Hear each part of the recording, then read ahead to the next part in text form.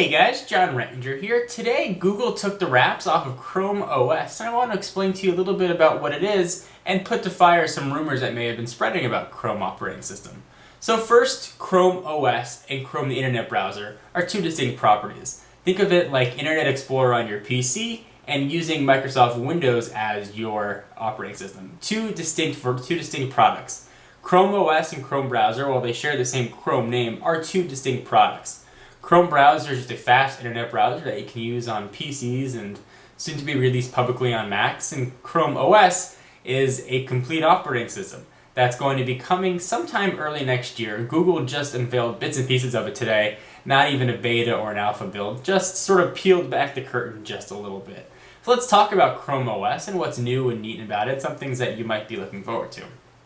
So one of the things about Chrome OS is that nothing is stored on your computer. It is a completely cloud-based operating system.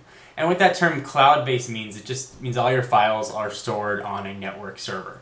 So think of it like if you're using Google Documents, for example, which is obviously going to be very heavy into Chrome OS.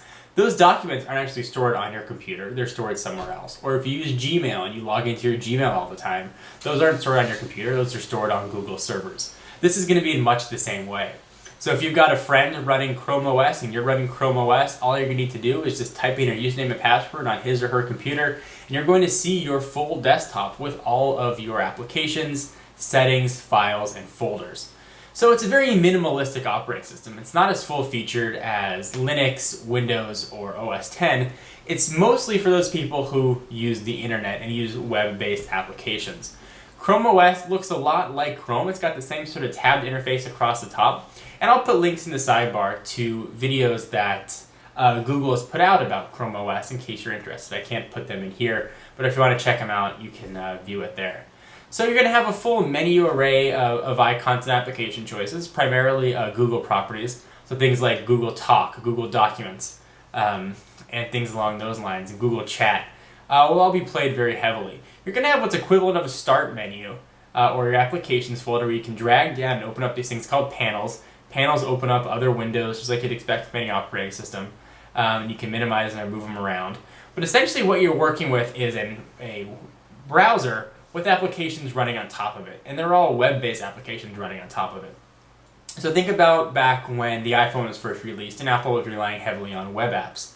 This is sort of the same thing. There aren't any native applications that are going to be downloaded or installed on your computer. Everything is going to be installed to this cloud.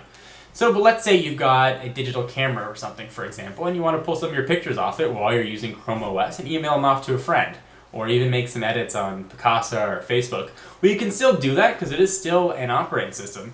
So all you'll do is you'll plug it into your USB and you would navigate to it just as you would anywhere else, except instead of dragging those files over to your desktop, you'll be dragging them over to a cloud server. It is the big difference.